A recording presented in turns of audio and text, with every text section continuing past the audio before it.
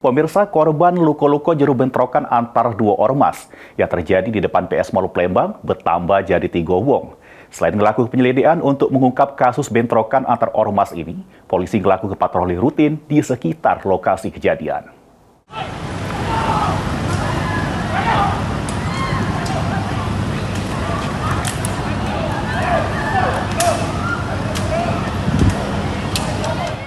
Bertambahnya korban jadi 3 ekor sesudah polisi melakukan pendataan.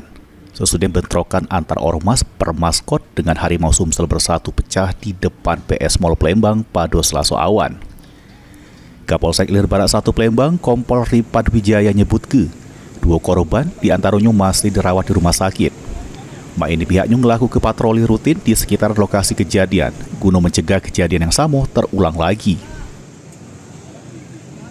Untuk kondisi TKP sekarang ada patroli dari Polsek Ilir 1 itu monitor dan mantau wilayah di lokasi TKP.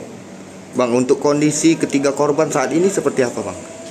Yang di Hodija hari ini katanya mau melakukan operasi. Terus yang di Rumah Sakit Akagani dirujuk ke Hermina, Jakabaring.